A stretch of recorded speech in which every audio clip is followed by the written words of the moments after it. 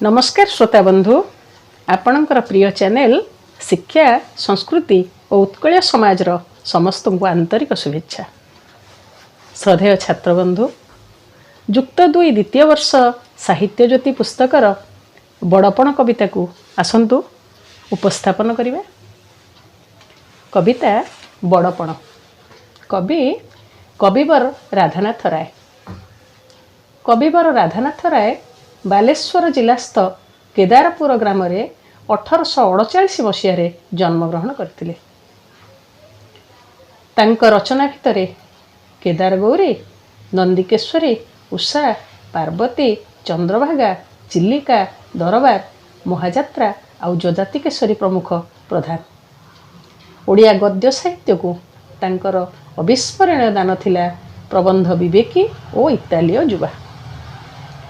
सही कविवर राधानाथ राय दरबार काव्यर किछि अंश आमर आलोच्य कविता बड़पण।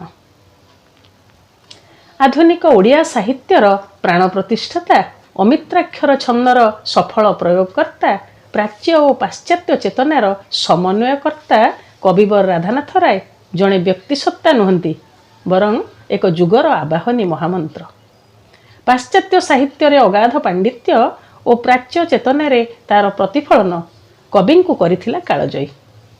पाश्चात्य साहित्यर कथावस्तु को प्राच्य भूमि रे रोपण करी से एपरी द्रुमरे परिणत करथिले जहा तांको नियारा मनीष रूपे चित्रण करने को समस्त को करथिला बाध्य। ए माटीर महाकवि सारला दासंक परी ओडिशार पुरपल्ली, नदी, ह्रद, अरण्य, कांतार सबू होईगला तांक रचना रे जीवंत। एमिति कहिले बाली गरडारू शालग्राम पर्यंत आउ भूषंडेश्वर ठारू भुवनेश्वर पर्यंत समस्ते रूप पाइथिले तांक रचना रे। तत्कालीन ब्रिटिश शासित अव्यवस्था शिक्षा विभागर इन्स्पेक्टर थिबारु उत्कलर पुरपल्ली बुलिबार सुजोग तांक पई एक अपूर्व परिवेश सृष्टि करथिला। अनुभव को साहित्य रे माखी देई से हेई गले ए जातिर चिर नमस्या। विदेशी कथावस्तु को एभली चित्रण करि बसिले जे कथावस्तु विदेशी होई विदेशी हेलानी, बरं देशी न होई पालटी गला संपूर्ण देशी। तेणु समालोचक मानक मतरे आहरण रे समीकरण ही राधानाथ साहित्यर बलिष्ठ विभव। रोमांटिक भावावेगर से थिले सफल उपासक। नैसर्गिक सौंदर्य चेतना, प्रकृतिर कमनीय रूप संभार, जाति प्रति अहेतुक ममता सबु जेमिति रूप पाइथिला तांक रचना रे। सहज सरल भावनाबोध को अति जीवंत भाव में उपस्थापन करी से पालटी गले जुगस्रष्टा राधानाथ। दरबारी काव्यर किछि अंश को नहीं बड़पणर परिकल्पना। एई दरबार कविवर राधानाथ रायंकर एक व्यंग्यात्मक काव्य। इंग्रेज सरकार द्वारा आयोजित बारवाटी दुर्गरे विश्वविख्यात ज्योतिर्विद पठाणी सामंत चंद्रशेखर सम्मान पई आयोजित होइथिला दरबार। आउ सेई दरबार रे तथाकथित जमीदार मानकर संबर्धना कवि को भारी असह्य मन है। यही असह्यता को प्रकाश करने को से आप्राण चेष्टा कले मध्य ब्रिटिश सरकार विरुद्ध रे स्वर उत्तोलन करने संभव हो नथिला। तेणु निजर व्यंग्यात्मक दृष्टि छल कालर क्रूरता और मिछ अहमिका को परिहार करने से साधारण जमीदार मानू धर्मानुरागी होई प्रकृत महत्वपण बा बड़पणर महनीयता संपर्क में उक्त कवितार सूचना दैछन्ति। राधानाथ उत्कलवासी वर्तमानर जमीदार मंडली को समालोचना करने को पश्चातपद हेले नहीं। कारण यही जमीदार माने ही वर्तमान उत्कलर भाग्य विधाता। एई मानकर हातरे उत्कलीयंकर समस्त संभार निहित। हेले एमाने कहार संतान? एमानक पितृपुरुष परा परम उदार थिले, ସେଇ ଉଦାରତାକୁ ମନେ ପକାଇ ଦେବାକୁ ଯାଇ ରାଧାନାଥ ରାୟ ତତ୍କାଳୀନ ଜମିଦାରମାନଙ୍କୁ କହୁଛନ୍ତି, ହେ ଜମିଦାରମାନେ, ତୁମେ କାହାର ସନ୍ତାନ ଏକଥା କ'ଣ ଭୁଲିଗଲ? ତୁମେ ପରା କେଶରୀର ସନ୍ତାନ, ସିଂହର ସନ୍ତାନ। ସିଂହର ଔରସରୁ କେବେ ହେଲେ ଶ୍ୱାନ ଜନ୍ମ ହୁଏ ନାହିଁ। ତୁମର ପୂର୍ବପୁରୁଷ ଯେଉଁ ବିରାଟ ପ୍ରତିଷ୍ଠା ରଖିଯାଇଥିଲେ, ସେ ପ୍ରତିଷ୍ଠାକୁ ତୁମେ ବିକି ଭାଙ୍ଗି ଏମିତି କେତେ ଦିନ ଖାଉଥିବ? କେତେ କାଳ ଏ ପ୍ରତିଷ୍ଠାକୁ ବିକି ଭାଙ୍ଗି ଚଳୁଥିବ? ସେ ପ୍ରତିଷ୍ଠାକୁ ବିକି ଭାଙ୍ଗି ଖାଇବାର ଆଉ ସମୟ ନାହିଁ। ବରଂ ନିଜର ପ୍ରତିଷ୍ଠାକୁ ପ୍ରକାଶ କରିବାର ବେଳ ଆସିଛି।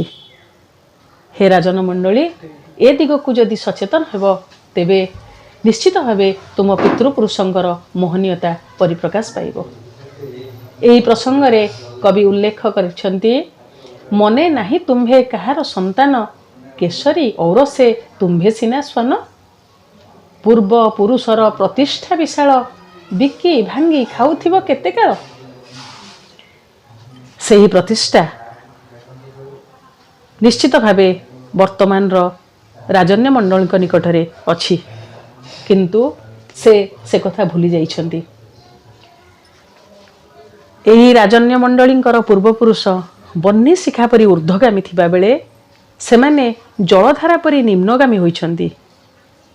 ସେମାନଙ୍କର ପୂର୍ବଜମାନେ ପରମ ଉଦାରତାର ଉଦାହରଣ ଦେଇ ସମଗ୍ର ରାଜ୍ୟକୁ ଗୋଟିଏ ପରିବାର ବୋଲି ମନେ କରୁଥିଲେ, କିନ୍ତୁ ତାଙ୍କର ବଂଶଧର ବର୍ତ୍ତମାନର ରାଜା ଜମିଦାରମାନେ କରୁଛନ୍ତି କ'ଣ? ସେ ପରମ୍ପରାକୁ ସେମାନେ ଭାଙ୍ଗି, ସେ ପ୍ରାଚୀନ ପରମ୍ପରାକୁ ନଷ୍ଟ କରି ସେମାନେ ବର୍ତ୍ତମାନ ପ୍ରଜାଙ୍କ ମନରେ ଭୟ ସୃଷ୍ଟି କରୁଛନ୍ତି। ତେଣୁ ତାହା ହିଁ ପ୍ରକୃତ ବଡ଼ପଣର ନିଦର୍ଶନ କି? ସେ ପ୍ରାଚୀନ ପରମ୍ପରାକୁ ମନେ ପକାଇ ରାଜା ପ୍ରଜାଙ୍କୁ ପୁଅ ପରି ନ ଭାବି ଏବେ ବାଜପାରାର ସମ୍ପର୍କ ପାଲଟି ଗଲାଣି ବୋଲି କବି ଖେଦୋକ୍ତି ପ୍ରକାଶ କରିଛନ୍ତି। କବିଙ୍କ ଉକ୍ତିରେ ସେ ପ୍ରତିଷ୍ଠା ତିଳେ ନିଜେ ତିଳେ ନ ବଢ଼ାଇ, କରୁଥିବ ଆଉ କେତେ ତା ବଢ଼ାଇ। ଥିଲେ ଆଗେ ଯେହୁ ଉତ୍କଳର ସ୍ୱାମୀ, ବହ୍ନି ଶିଖା ପରି ସଦା ଊର୍ଦ୍ଧ୍ୱଗାମୀ। ତୁମେ ହୋଇ ସେହି ବଂଶର ସନ୍ତତି, ଜଳଧାରା ପରି ହେଲ ଅଧୋଗତି। ତୁମ ପିତୃଗଣ ପରମ ଉଦାର, ରାଜ୍ୟ ମଣୁଥିଲେ ଏକ ପରିବାର। ସେହି ଉଦାରତା ହିଁ ପ୍ରକୃତ ରାଜପଣର ମହନୀୟତା। ସେହି ପରମ୍ପରା ଶ୍ରେଷ୍ଠ, ଯାହା ପ୍ରଜାଙ୍କୁ ପୁତ୍ରବତ୍ ମଣେ, ପ୍ରଜାଙ୍କର ସୁଖରେ ସୁଖୀ, ଦୁଃଖରେ ଦୁଃଖୀ ହୁଏ। ମାତ୍ର ଆଜିର ରାଜା ଜମିଦାରଙ୍କ ନିକଟରେ ସେ କଥା ଆଉ ଦେଖାଯାଉ ନାହିଁ। ଏହି କ୍ଷୋଭକୁ ନିଜ ଭିତରେ ଚାପି ରାଧାନାଥ ନିଜ ବକ୍ତବ୍ୟ ଛଳରେ କହୁଛନ୍ତି, ଦିନେ ଯେଉଁ ରାଜା ପ୍ରଜାନୁରଞ୍ଜନକୁ ନିଜର ଧର୍ମ ବୋଲି ମନେ କରୁଥିଲେ, ତାଙ୍କରି ବଂଶଧର ହୋଇ ଆଜିର ରାଜନ୍ୟ ମଣ୍ଡଳୀ ପ୍ରଜାଙ୍କ ମୁଖରୁ ତାଙ୍କ ପରିଶ୍ରମ ଜନିତ ଅର୍ଥ ଶୋଷିବାକୁ ମଧ୍ୟ ତିଳେ ହେଲେ ଦ୍ୱିଧା କରୁନାହିଁ। ଏହା କ'ଣ ପ୍ରକୃତ ରାଜଧର୍ମ? ଯେଉଁ ରାଜା ଓ ପ୍ରଜାଙ୍କର ସମ୍ପର୍କ ପିତା ଓ ପୁତ୍ର ପରି ଥିଲା, ଏବେ ସେ ସମ୍ପର୍କ ବଦଳି ବାଜ ଆଉ ପାରାର ସମ୍ପର୍କରେ ପରିଣତ ହେଲାଣି। ଦିନେ ରାଜା ପ୍ରଜାର ସୁଖ ପାଇଁ ନିଜର ସର୍ବସ୍ୱ ତ୍ୟାଗ କରୁଥିଲା, ମାତ୍ର ଆଜିର ଶାସକ ଗୋଷ୍ଠୀ ପ୍ରଜାଙ୍କ ମୁଖରୁ ନିଜର ଭୋଗ ଲାଳସା ଚରିତାର୍ଥ ନିମନ୍ତେ ତାଙ୍କର ଶ୍ରମ ଅର୍ଜିତ ଖାଇବା ଗଣ୍ଡାକ ଛଡ଼େଇ ନେବାକୁ ପଶ୍ଚାତପଦ ହେଉନାହିଁ। ଏହା କ'ଣ ପ୍ରକୃତ ରାଜଧର୍ମ? ଏଭଳି ଧର୍ମ ଆଚରଣ କଲେ ପ୍ରକୃତ ବଡ଼ପଣର କ'ଣ ପ୍ରକାଶ ଘଟିପାରିବ? ସେହି ପ୍ରସଙ୍ଗରେ କବିଙ୍କ ଉକ୍ତି, କାହିଁ ଗଲା ସେହି ପ୍ରାଚୀନ ସୁଧାରା, ରାଜା ପ୍ରଜା ଏବେ ହେଲେ ବାଜପାରା। କାଢ଼ି ନେଲା ରାଜଭୋଗ ଅଭିଳାଷ, ପ୍ରଜା ମୁଖୁ ତାଙ୍କ ଶ୍ରମାର୍ଜିତ ଗ୍ରାସ। ଏହି ଅସହାୟତା କବିଙ୍କୁ ବ୍ୟଥିତ କରିଛି। କବି ବ୍ୟତିବ୍ୟସ୍ତ ହୋଇପଡ଼ିଛନ୍ତି। ତାଙ୍କ ମନରେ ଆସିଛି ଦୁଃଖ। ପ୍ରଜାଙ୍କର ଶୋଷଣଜନିତ ଚିତ୍ର କବି ପ୍ରାଣକୁ ଆନ୍ଦୋଳିତ କରିଛି। ତେଣୁ ଅସହାୟତା ପ୍ରକାଶ ପୂର୍ବକ ସେ ରାଜନ୍ୟ ମଣ୍ଡଳୀକୁ ନିବେଦନ କରୁଛନ୍ତି, ହେ ତଥାକଥିତ ରାଜନ ମଣ୍ଡଳୀ, ବିଦେଶୀମାନେ ସିନା ସର୍ବଶୋଷା ନୀତିର ପ୍ରୟୋଗ କରୁଛନ୍ତି, କିନ୍ତୁ ତୁମେ ତ ବିଦେଶୀ ନୁହଁ, ତୁମେ ତ ଦେଶୀ। ତୁମେ ଚାହିଁଥିଲେ ପ୍ରଜାମାନଙ୍କୁ ବାତ୍ସଲ୍ୟ ମମତାରେ ବାନ୍ଧି ରଖି ସେମାନଙ୍କ ମନ ଭିତରେ ରାଜ ପ୍ରେମ ସୃଷ୍ଟି କରି ଏ ସମସ୍ତ କାର୍ଯ୍ୟ କରିପାରିଥାନ୍ତ, କିନ୍ତୁ ତୁମେ ସେପରି ନକରି ବିଦେଶୀ ବନ୍ଧୁକର ଭୟ ଦେଖାଉଛ କାହିଁକି? କେବଳ ଗନ୍ତାଘର ସର୍ବସ୍ୱ ହେଲେ ରାଜଧର୍ମ ପାଳନ ହୁଏ ନାହିଁ, ପ୍ରଜାଧନ ବୋହି ନେଲେ ରାଜକାର୍ଯ୍ୟ କରି ହୁଏ ନାହିଁ। ତେଣୁ ଅନ୍ତତ ପକ୍ଷେ କାନକୁହା ଖଳବୁଦ୍ଧି ସମ୍ପନ୍ନ ମନ୍ତ୍ରୀଙ୍କୁ ବିଶ୍ୱାସ ନ କରି, ଦୁଃଖୀ ଅରକ୍ଷିତଙ୍କୁ ନ ତଣ୍ଡି, ସେମାନଙ୍କ ଧନରେ ବିଦେଶୀକୁ କୁକୁଟାଣ୍ଡ ଖୁଆଇବା କେତେ ଦୂର ଯଥାର୍ଥ? ଏହା କ'ଣ ରାଜଧର୍ମର ସମ୍ପର୍କିତ? ଏହି ପ୍ରସଙ୍ଗରେ କବିଙ୍କ ଉକ୍ତି, ଦେଶୀ ହୋଇ ତୁମ୍ଭେ ଆଚରିଲ ନୀତି, ନିର୍ମମ ବିଦେଶୀ ସର୍ବଶୋଷା ନୀତି। ଇଂରେଜମାନଙ୍କର ଶାସନ ମାର୍ଗକୁ କବି ସର୍ବଶୋଷା ନୀତି ଭାବରେ ଗ୍ରହଣ କରିଛନ୍ତି। ବାତ୍ସଲ୍ୟେ ନ ବାନ୍ଧି ପ୍ରଜାଙ୍କର ଚିତ୍ତ, ବିଦେଶୀ ସଙ୍ଗୀନେ କଲ ତାଙ୍କୁ ଭୀତ। ଯେଉଁ ସମ୍ପର୍କ ସ୍ନେହ ମମତା ବାତ୍ସଲ୍ୟରେ ବାନ୍ଧି ହୋଇଥାନ୍ତା, ତଥାକଥିତ ରାଜା ଜମିଦାର ମାନେ ବାତ୍ସଲ୍ୟ ମମତାରେ ପ୍ରଜାଙ୍କୁ ନ ବାନ୍ଧି ବରଂ ବିଦେଶୀମାନଙ୍କ ନୀତିରେ ବନ୍ଧୁକର ମୁନରେ ଭୟ ଦେଖାଇ ସେମାନଙ୍କ ପ୍ରାଣରେ ଭୟ ସଞ୍ଚାର କରି ଶାସନ କାର୍ଯ୍ୟକୁ ପରିଚାଳିତ କଲେ। ଏହା କ'ଣ ଚିରସ୍ଥାୟୀ? ଏହି ତଥାକଥିତ ରାଜା ଜମିଦାରମାନଙ୍କ ପାଇଁ ସର୍ବସ୍ୱ ପାଲଟିଗଲା ଗନ୍ତାଘର। ସବୁକିଛି ଲୁଟି ଆଣି ଗନ୍ତାଘରକୁ ପରିପୂର୍ଣ୍ଣ କରିଲେ ସେମାନେ ପ୍ରକୃତ ରାଜାର ପରିଚୟ ବୋଲି ଭାବୁଥିଲେ। ମାତ୍ର ତାହା ଅଳିକ, ତାହା କ୍ଷଣିକ। ଏହି କ୍ଷଣଭଙ୍ଗୁର ସଂସାରରେ ଏହାର ସତ୍ୟତା କେତେ? କବି ସେଥିପାଇଁ ସେହି ତଥାକଥିତ ଜମିଦାରମାନଙ୍କୁ ସଚେତନ କରିବାକୁ କହୁଛନ୍ତି, ଗନ୍ତାଘର ହେଲା ତୁମର ସର୍ବସ୍ୱ, ସର୍ବସ୍ୱ ପ୍ରାସାଦ ଗାଭୀ ହସ୍ତି ଅଶ୍ଵ।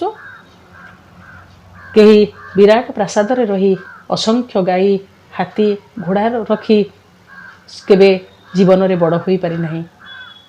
ଯଦି ରାଜଧର୍ମ ପ୍ରଜାଧନ ବୁହା ହୁଏ, ମନ୍ତ୍ରୀ ଖଳ ଖଣ୍ଟ ଆଉ କାନକୁହା ହୁଅନ୍ତି, ତେବେ ଶାସନ ବ୍ୟବସ୍ଥା କେମିତି ଚାଲିବ? ତଥାକଥିତ ରାଜା ଜମିଦାରମାନଙ୍କ ପାଇଁ ଏହା କ'ଣ ଯଥେଷ୍ଟ ନୁହେଁ କି? ତଣ୍ଡି ଦୁଃଖୀ ରଙ୍କ ଅରକ୍ଷିତ ରାଣ୍ଡ, ବିଦେଶୀଙ୍କି ଖୁଆଇଲ କୁକୁଟାଣ୍ଡ। ଯିଏ ଦୁଃଖୀ, ଯିଏ ଅସହାୟ, ଯିଏ ଅରକ୍ଷିତ, ଯିଏ ବିଧବା, ଯାହାର ପ୍ରକୃତରେ କେହି ସାହା ନାହାନ୍ତି, ଅରକ୍ଷିତଙ୍କୁ ଦୈବ ସାହା ନ୍ୟାୟରେ ରାଜା ସେମାନଙ୍କର ସାହା ହେବା କଥା। ମାତ୍ର ରାଜା ସେମାନଙ୍କର ସାହା ନ ହୋଇ ସେମାନଙ୍କୁ ତଣ୍ଡି ବିଦେଶୀଙ୍କୁ କୁକୁଟା ଅଣ୍ଡା ଖୋଇଲେ କ'ଣ ବା ଲାଭ ମିଳିବ? ଦୁଃଖୀ ପ୍ରଜା ପେଟକୁ ଖୁଦକୁଣ୍ଡା ମୁଠାଏ ଖାଉନାହାନ୍ତି, ପେଟକୁ ଖୁଦକୁଣ୍ଡା ମୁଠାଏ ପାଉନାହାନ୍ତି, ଅଥଚ ଘିଅ ଅଟା ସହିତ ଛାଗ ମୁଣ୍ଡାରେ ଇଂରେଜୀମାନଙ୍କୁ ସନ୍ତୁଷ୍ଟ କରି ବାହା ନେବାର କେତେ ବା ଯଥାର୍ଥତା ଅଛି? ଏସବୁ ପ୍ରକୃତ ପାରିବାପଣ ନୁହେଁ, ଏ କଥା ପ୍ରକୃତ ରାଜଧର୍ମ ନୁହେଁ। ଏହି ରାଜାମାନଙ୍କ ପାଇଁ ଦେବତା ମଧ୍ୟ ଏହି ରାଜାମାନେ ଦେବତାଙ୍କୁ ମଧ୍ୟ ମାନିବାକୁ ଚାହୁଁନାହାନ୍ତି। ଦେବସ୍ୱ ହରଣ କରିବା ପାଇଁ ସେମାନଙ୍କ ମନରେ ସାମାନ୍ୟ ସଂକୋଚ ନାହିଁ। ସେହି ରାଜା ଜମିଦାରମାନଙ୍କୁ କବିବର ରାଧାନାଥ ରାୟ କାଣ୍ଡ ଜ୍ଞାନହୀନ, କାଣ୍ଡ ପୃଷ୍ଠ ହୁଣ୍ଡା ବୋଲି ଗ୍ରହଣ କରିଛନ୍ତି। ଅସ୍ତ୍ରାଗାରର ରକ୍ଷକ ଯଦି ସାଧାରଣ ଜ୍ଞାନର ଅଧିକାରୀ ନ ହୁଏ, ତେବେ ତାର ସେହି ସାଧାରଣ ବ୍ୟବହାର କୌଣସି ଗୋଟିଏ ବିରାଟ ବିଘ୍ନ ଘଟାଇବାକୁ ନିଶ୍ଚିତ। ତଥାକଥିତ ରାଜା ଜମିଦାର ମାନେ ଦୁଃଖୀ ପ୍ରଜାଙ୍କୁ ଶୋଷି ଇଂରେଜମାନଙ୍କୁ ଛାଗମୁଣ୍ଡା ଖୁଆଇବାର ଯଥାର୍ଥତା ଏହା ନୁହେଁ କି? ଏହି ଅସହାୟତା କବିଙ୍କର ଉକ୍ତିରେ ବେଶ ସ୍ପଷ୍ଟ। ତେଣୁ ସେ କହୁଛନ୍ତି, ହେ ତଥାକଥିତ ରାଜା ଓ ଜମିଦାର ମାନେ, ଏହା କ'ଣ ତୁମର ପ୍ରକୃତ ପରିଚୟ? ନିଜେ ତ ପାପୀ ହୋଇଛ ଓ ପ୍ରଜାଙ୍କ ମଧ୍ୟରେ ସେହି ପାପ ବୃଦ୍ଧିର ମାନସିକତା ସୃଷ୍ଟି କରୁଛ। ଏହା କ'ଣ ପ୍ରକୃତ ରାଜଧର୍ମ? ତୁମର ଧନର ଚିନ୍ତା ବ୍ୟତୀତ ଅନ୍ୟ କୌଣସି ଚିନ୍ତା ନାହିଁ। ଧନର ପ୍ରକୃତ ମୂଲ୍ୟବୋଧ ଏଠି ନଥାଏ। ଧନର ଲାଳସାରେ ଜୀବନ ଅତିବାହିତ କଲେ ସେ ଜୀବନ ନର୍କ ସହିତ ସମାନ। ମାତ୍ର ତୁମେ ଜାଣିନାହ ଧନର ସଫଳତା ଉତ୍ତମ ବ୍ୟୟରେ ମିଳିଥାଏ। ଧନ ଅର୍ଜନ କରିବାରେ ଯେତିକି ମୂଲ୍ୟ ନଥାଏ, ତାର ବ୍ୟବହାରରେ ତାଠାରୁ ଥାଏ ଢେର ସୁଖ। ପାପ ଦ୍ରବ୍ୟରେ ପ୍ରତ୍ୟାଶୀ ହୋଇ ପ୍ରଜାଙ୍କ ମଧ୍ୟରେ ପାପ ବୃଦ୍ଧି ମନାସି ଜରିମାନଙ୍କୁ ଟାକି ରହି ଯଦି ଧନର ପ୍ରାଚୁର୍ଯ୍ୟ ଭିତରେ ରୁହାଯାଏ, ତାହେଲେ ସେ ଧନ କେବେ ସତ୍କାର୍ଯ୍ୟରେ ଲାଗେ ନାହିଁ। ଅଧର୍ମ ବିତ୍ତ ବଢ଼େ ବହୁତ, ଗଲାବେଳେ ଯାଏ ମୂଳ ସହିତ ନ୍ୟାୟରେ ଏ ସମସ୍ତ ଧନ ଲୋପ ହୋଇଯାଏ। ରାଜା ଯଦି ମନ ଭିତରେ ଜାଗ୍ରତରେ ଆଉ ସ୍ୱପ୍ନରେ ଧନର ଲାଳସା ରଖେ, ଧନ ବିନୁ ଅନ୍ୟ କଥା ଚିନ୍ତା ନ କରେ, ତେବେ ତାହା କ'ଣ ରାଜଧର୍ମ ହୋଇପାରିବ?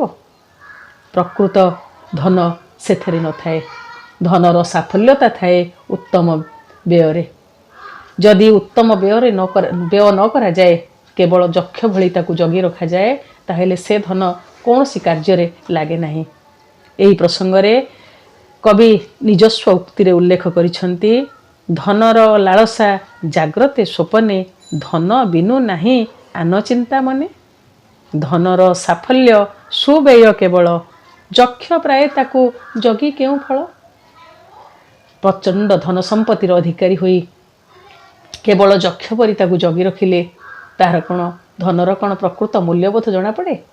ସେ ଧନ ସମୟକ୍ରମେ କ୍ଷୟ ହୋଇଯାଏ ସିନା, ତାର ପ୍ରକୃତ ମୂଲ୍ୟବୋଧ କେହି ଉପଭୋଗ କରିପାରନ୍ତି ନାହିଁ। ଏହି ସତ୍ୟକୁ ଉପସ୍ଥାପିତ କରିବା ପାଇଁ କବି ରାଧାନାଥ ରାୟ ଜୀବନର ନିଷ୍ଠୁର ବାସ୍ତବତାକୁ ଉପସ୍ଥାପନ କରିବାକୁ ପ୍ରୟାସ କରିଛନ୍ତି। ମାତ୍ର ଏ ପୃଥିବୀ ଏକ ରଙ୍ଗମଞ୍ଚ। ଏ ରଙ୍ଗମଞ୍ଚକୁ ସମସ୍ତେ ଅଭିନୟ କରିବାକୁ ଆସନ୍ତି। କେତେ ଆସନ୍ତି, କେତେ ଯାଆନ୍ତି। ଏଇ ଆସିବା ଯିବାର ଦ୍ୱନ୍ଦ୍ୱ ହିଁ ଜୀବନ। ଏଇ ଆସିବା ଯିବାର ଛକାପଞ୍ଝା ହିଁ ଜୀବନ। ଯେତେ ଆସିଛନ୍ତି ଆଉ ଯେତେ ଯାଇଛନ୍ତି, କେହି ଗଲାବେଳେ କ'ଣ କିଛି ମୁଣ୍ଡେଇ ନେଇଛନ୍ତି? ସବୁ ଏଇଠି ପଡ଼ି ରହିଛି। କେତେ ଘର, କେତେ ହାତୀ, କେତେ ଘୋଡ଼ା, କେତେ ସୁନା, କେତେ ରୂପା, କେତେ ଟଙ୍କା ପଇସା, ସବୁ ଏଇଠି ପଡ଼ି ରହିଛି। କୁବେର ଭଣ୍ଡାର ସମ ଗନ୍ତାଘର ଏଇଠି ରହିଛି। ଏହି ପ୍ରସଙ୍ଗରେ ବିଶ୍ୱବିଜୟୀ ଗ୍ରୀକ୍ ବୀର ଆଲେକଜାଣ୍ଡରଙ୍କ ପ୍ରସଙ୍ଗକୁ ଉପସ୍ଥାପନ କରିବାକୁ କବି ଶ୍ରେୟ ମନେଛନ୍ତି। ଗ୍ରୀକ୍ ବୀର ଆଲେକଜାଣ୍ଡର ସମଗ୍ର ବିଶ୍ୱ ଜୟ କରିଲା ପରେ ଯେତେବେଳେ ଆଉ ଜିଣିବାକୁ କୌଣସି ରାଜ୍ୟ ନଥିଲା, ସେତେବେଳେ ତାଙ୍କ ଆଖିରୁ ଦୁଇ ଧାର ଲୁହ ଗାଲ ଦେଇ ବହି ଆସିଥିଲା। ମାତ୍ର ଜୀବନର ଅପରାହ୍ନରେ ସେହି ବିଶ୍ୱବିଜୟୀ ସିକନ୍ଦର ଯେତେବେଳେ ଜାଣିଲେ ଜୀବନର ଅଳିକତା କେତେ ସତ୍ୟ, ଯିବାର ମୋହ ଦୁର୍ବାର ହୋଇ ଉଠିଲା। ତେଣୁ ନିଜର ଅନୁଚରମାନଙ୍କୁ ନିବେଦନ ପୂର୍ବକ ସେ କହିଥିଲେ, ମୁଁ ଯିବା ତ ନିଶ୍ଚିତ, ତେବେ ମୋ ପାଇଁ ଗୋଟିଏ କାମ କରିବ। ଏ ପିଣ୍ଡରୁ ପ୍ରାଣ ଛାଡ଼ିଗଲା ବେଳେ ମୋତେ ଯେତେବେଳେ କୋକେଇରେ ଶୋଇ ନେବ, ସେତେବେଳେ କୋକେଇର ଦୁଇ ପଟକୁ ମୋର ଦୁଇ ହାତ ଝୁଲେଇ ଦେବ। ଅନୁଚରମାନେ ଏ କଥାକୁ ସହଜରେ ଗ୍ରହଣ କରିପାରିଲେ ନାହିଁ। ମାତ୍ର ରୋଗାକ୍ରାନ୍ତ ଆଲେକଜାଣ୍ଡର ସେମାନଙ୍କୁ ବୁଝେଇ ଦେଲେ ଯେ ମୋର ଦୁଇ ହାତ ଦୁଇ ପଟକୁ ଝୁଲିଥିଲେ ଯାହା ଦେଖି ବିଶ୍ୱବାସୀ ସମସ୍ତେ ଜାଣିବେ, ବିଶ୍ୱବିଜୟୀ ଆଲେକଜାଣ୍ଡର ଗଲାବେଳେ ଶୂନ୍ୟ ହସ୍ତରେ ଫେରିଗଲା। ଏହା ହିଁ ପ୍ରକୃତ ସତ୍ୟ, ଏହା ହିଁ ପ୍ରକୃତ ଜୀବନର ମାଦକତା।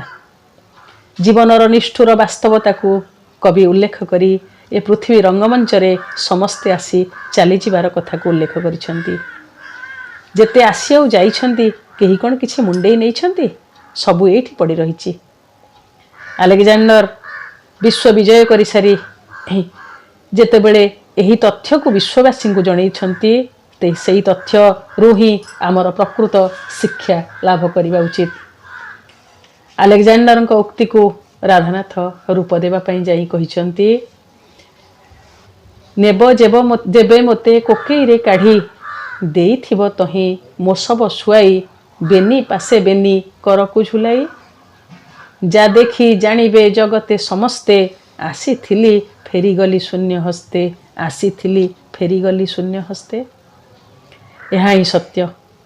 ତେଣୁ ହେ ରାଜା ଜମିଦାର ମାନେ ଅଯଥା ଗରିବ ପ୍ରଜାଙ୍କୁ ଶୋଷି ସେମାନଙ୍କ ଅଭିଶାପଯୁକ୍ତ ପାପଧନ ସଞ୍ଚିବାରେ ଲାଭ କ'ଣ?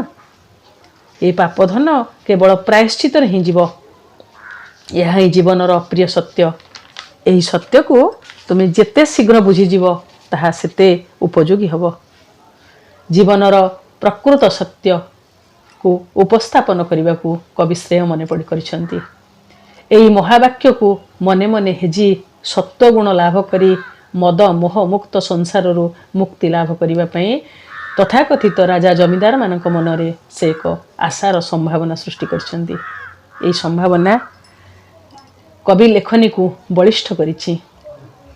कविंक उक्ति रे राजा माने लक्ष जीवन को पोषिबार दायित्व नहीं थांती, किंतु जदि राजा लक्षे जीव न पोषी लक्षे प्राण शोषिबार कारण हुए तेबे कटिसूत्र भुजंग हेले ताहार मूल्य किए बुझिब। एही तथाकथित राजा जमीदार माने लक्ष लक्ष असहाय निरीह प्रजा मानकु शोषी सेमानंकर कष्टलब्ध संचित अर्थरे गणिका वकिल छामुआ को पोषिबा छड़ा आउ कौन करुछंती। सेई मानंकु पोषिबा पई प्रजा मानंकु शोषण करिबा केते युक्तियुक्त केते सत्य। ए शोषण रे प्रजांकर रक्त स्वेद लोतकर अभिशाप्त पाप पाप राशि भरपूर ही रही। ए पापवित्त जोठी प्रवेश करिवो ताहा पापपूर्ण परिवेश रे परिणत हेबो एवं परवर्ती पर्याय रे प्रायश्चित भिन्न एहार अन्य उपाय नहीं। पापर तेणुर राजा जमीदार माने पाप अर्जन करी पापार्जित धन रे जो विशाल हैम प्रासाद तैयारी करिसंती से प्रासादर भित्तिभूमि केते बलिष्ठ यह प्रमाणित। यह केवल दुष्कृत अर्जिबा छड़ा आउ कौन हो पारे। प्रजा असहाय प्रजा को शोषी जो धन से माने संचय करुछंती ताहा घुसुरी मुहरे यज्ञ कुंडर घीओ छाड़िबा छड़ा आउ किछि नुहे। एही सत्य को जेते शीघ्र राजा जमीदार माने बुझीजिबे ताहा सेते प्रजा हितैषी हेब। जीवन अत्यंत क्रूर, जीवन अति अलिक। एही अलिकता को विश्वास करी एही अलिकतार मूल्यबोध देखी एही अलिकता को स्वीकार करी कवि शेष पर्याय रे कालर क्रूरता और अविश्वासी पणिया को प्रकाश करने को कुंठाबोध करना। कवि उक्ति रे जीवन अलिक, समय अति क्रूर, भारी अविश्वासी, केतेबेले आकस्मिक हाबुड़ी जीव काहाकू जना न थाए। सूर्यंकर गति परी आयुष रूपक सूर्य नीति प्रति गति करि थाए। केवल माया रूपक चेर ही एहाकू जाबुड़ी धरे। ये चेर जेतिकी गभीर को जाए अंतकर जंत्रणा सेतिकी भोगिबाक पड़े। तेणु हे तथाकथित राजा जमीदार माने एबे भी समय अछि निजको सजाड़ी नियंतु, निजको प्रजा हितरे विनियोग करंतु, प्रजांकर दुख सुख भल मंद को टिकी आखि फेरी चाहंतु। तेबे जाई ए समाजर जो राजनुराग राजभक्ति प्रकाश पाइब। आज पई एतिके। आर परवर्ती पर्याय द्वितीय भाग रे सुनिबा। धन्यवाद।